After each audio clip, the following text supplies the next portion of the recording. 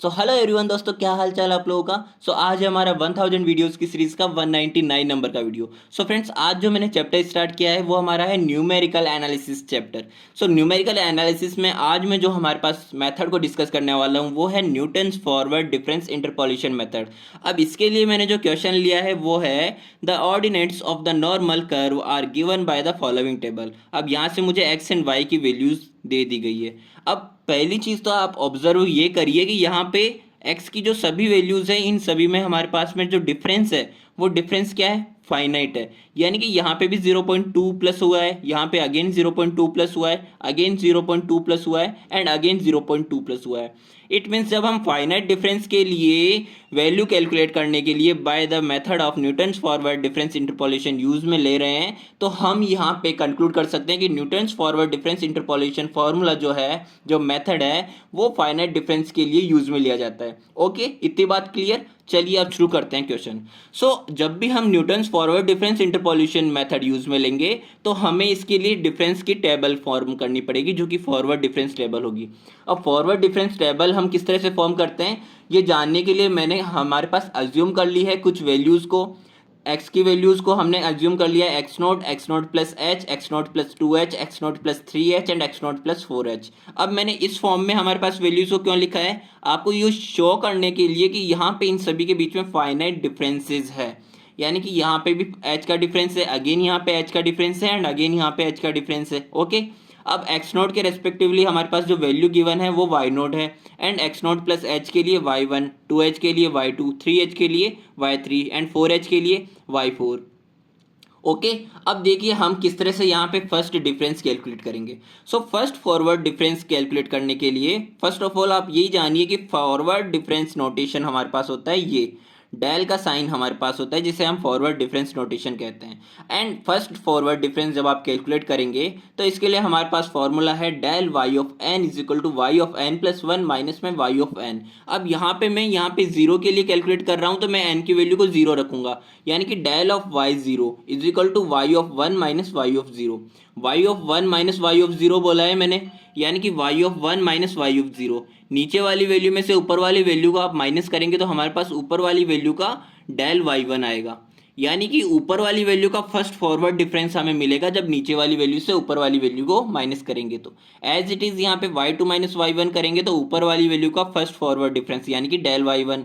Again y3 minus Y two करेंगे तो ऊपर वाली वैल्यू का क्या आएगा, फर्स्ट फॉरवर्ड डिफरेंस यानी कि del Y two. Again Y four minus Y three, del Y three. अब ये सारी वैल्यूज हमारे पास फर्स्ट फॉरवर्ड डिफरेंस की आई। अब सेकंड फॉरवर्ड डिफरेंस हम किस तरह से कैलकुलेट करेंगे, अगेन नीचे आ जाइए। इसके लिए हमारे पास फॉर्मूला होता है del square Y N is equal to del Y N plus one minus में डेल वाई एन। अब हम जीरो के लिए कैलकुलेट करेंगे सेकंड फॉरवर्ड डिफरेंस की वैल्यू, तो यहाँ पे एन की वैल्यू हम जीरो रखेंगे। Del square Y of zero is equal to del Y one minus del Y zero, del Y one minus del Y zero. यानी कि अगेन नीचे वाली वैल्यू में से ऊपर वाली वैल्यू को जब मैंने माइनस किया तो मेरे पास में डेल वाई जीरो का क्या आया है, सेकेंड फॉरवर्ड डिफरेंस यानी कि del square Y zero. Again हमने Y two minus Y one, del में Y two minus Y one किया तो हमारे पास में वाई वन का क्या आया है, सेकेंड फॉरवर्ड डिफरेंस यानी कि del square Y one.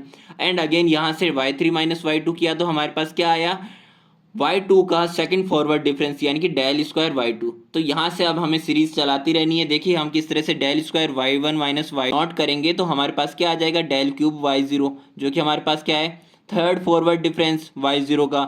And यहाँ से del square y2 minus del square y1 करेंगे तो हमारे पास अगेन क्या आएगा, डेल क्यूब y1, जो कि हमारे पास क्या है, y1 का थर्ड फॉरवर्ड डिफरेंस। एंड यहाँ से जब आप करेंगे तो मेरे पास में del cube y1 minus del cube y nought क्या आ जाएगा, डेल फोर वाई नोट, यानी कि फोर्थ फॉरवर्ड डिफरेंस। अब यहाँ पे फोर्थ फॉरवर्ड डिफरेंस आ चुका है।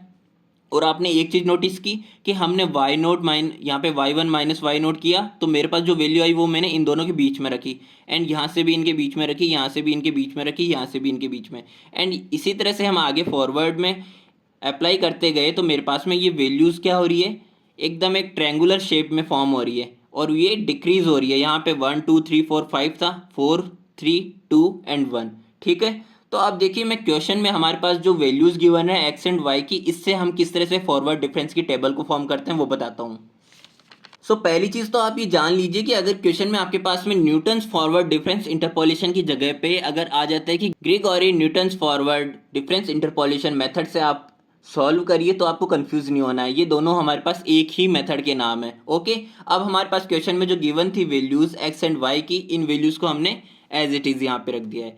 अब मैंने जब फर्स्ट फॉरवर्ड डिफरेंस की वैल्यू कैलकुलेट की तो यहाँ पे डेल ऑफ वाई ज़ीरो निकालूंगा मैं। यहाँ पे ये क्या है, डेल ऑफ वाई ज़ीरो के लिए यहाँ पे डेल ऑफ वाई एन है, यानी कि जब आप डेल ऑफ वाई ज़ीरो निकालेंगे तो मेरे पास में Y one minus Y zero, यानी कि यहाँ पे 0.3910 में से 0.3989 को मैंने माइनस किया तो मेरे पास आ गया डेल वाई ज़ीरो माइनस का 0.0079। एंड अगेन यहाँ से इस तरह से 0.3683 में से 0.3910 को माइनस किया तो मेरे पास ये वैल्यू आ गई। सो ये इस तरह से हमारे पास में ये चार वैल्यूज निकल के आ गई इन पांच से।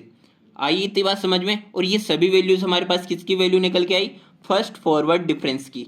अब हम फर्स्ट फॉरवर्ड डिफरेंस की वैल्यू से सेकंड फॉरवर्ड डिफरेंस की वैल्यूज को कैलकुलेट करेंगे।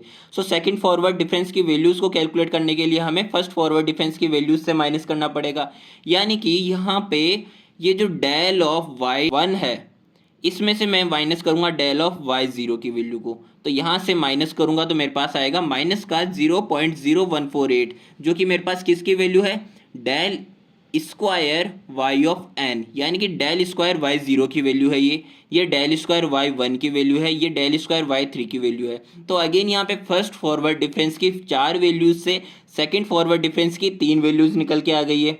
ठीक है, अब देखिए यहाँ पे सेकंड फॉरवर्ड डिफरेंस की वैल्यू से हम थर्ड फॉरवर्ड डिफरेंस की वैल्यूज को कैलकुलेट करेंगे तो तीन से मेरे पास दो आ जाएगी, यानी कि हमने माइनस किया माइनस ऑफ 0.0124 में से माइनस का 0.0148, तो हमारे पास आया थर्ड फॉरवर्ड डिफरेंस की वैल्यू वाई ऑफ एन की वैल्यू निकल के आई मेरे पास क्या, यहाँ पे डेल क्यूब वाई ज़ीरो की वैल्यू निकल के आई 0.0024, एंड यहाँ पे del cube Y of one की वैल्यू निकल के आ गई मेरे पास 0.0040।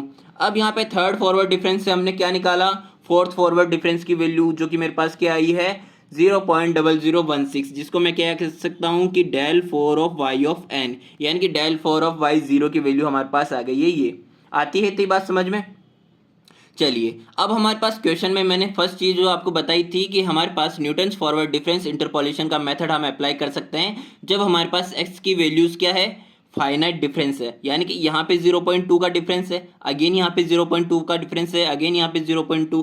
तो फाइनाइट डिफरेंस को हम डिनोट करते हैं एच से, यानी कि H is equal to 0.2, and हमें वैल्यू कैलकुलेट करनी है वाई ऑफ 0.25, यानी कि वाई ऑफ एक्स की वैल्यू कैलकुलेट करनी है हमें। ये एक्स की वैल्यू क्या है 0.25, ठीक है।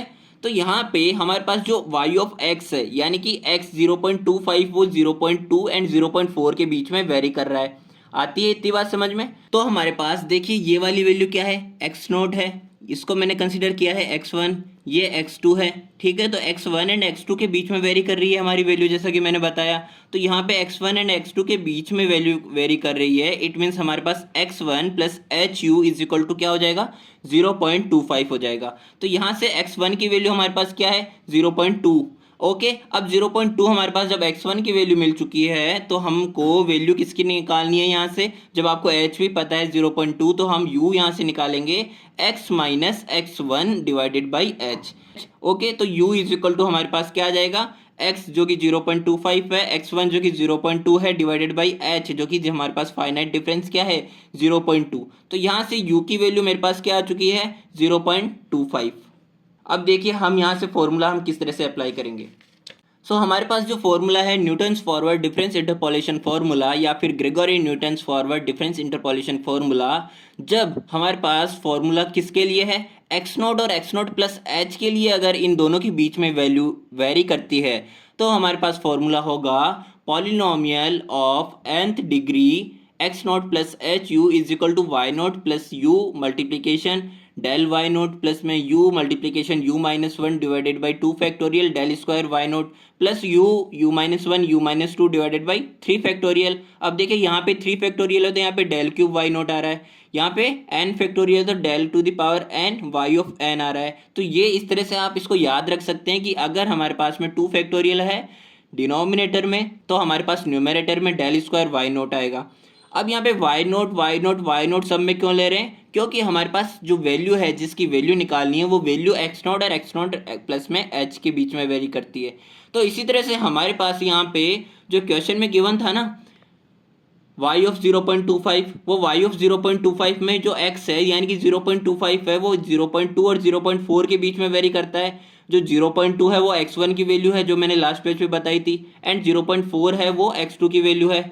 तो हमारे पास फॉर्मूला में जो चेंजेस होएगा वो फॉर्मूला इसके अकॉर्डिंग चेंज हो जाएगा, जहाँ पे y of x is equal to y1 plus में u multiplication del y1 plus में u minus 1 divided by 2 factorial, 2 factorial तो del square of y1, 3 factorial तो डेल क्यूब ऑफ y1।